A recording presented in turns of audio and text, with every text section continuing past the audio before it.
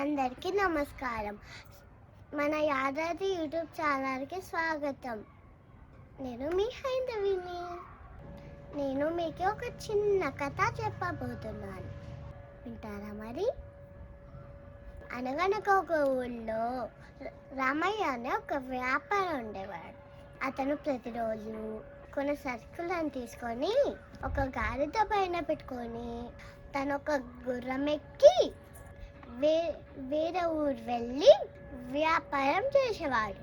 అలా ఒకరోజు కొన్ని సరుకులను గాడి పైన వేసుకొని తను గుర్రం ఎక్కి వేరే ఊరికి వెళ్ళిపోయాడు.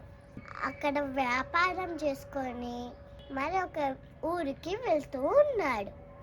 అయితే ఆ గాడిద బరువు మోయలేక గుర్రంతో ఇలా అన్నది, నా బరువును నువ్వు కొంచెం పంచుకుంటావా అని అంటే, నువ్వు నీ పని నువ్వు చేసుకొని మా పని మేము చేసుకుంటామని అన్నది.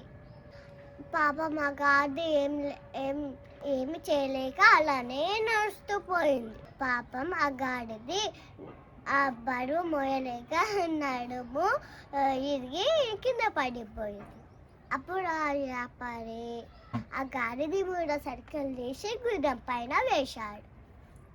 అప్పుడు చేసేలేం లేక గుర్రం అనుకుంటుంది, ఇందాక కొంచెం నేను బరువు తీసుకుంటే ఇప్పుడు ఇంత బరువు మోసే బాధ నాకు తప్పేది కదా అనుకుంటూ బాధపడుతూ వెళ్ళింది. పాపం ఎవరి బరువైనా పంచుకుంటే వారికి భారం తగ్గుతుంది.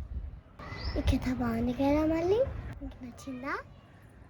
సరే అయితే సెలవా మరి.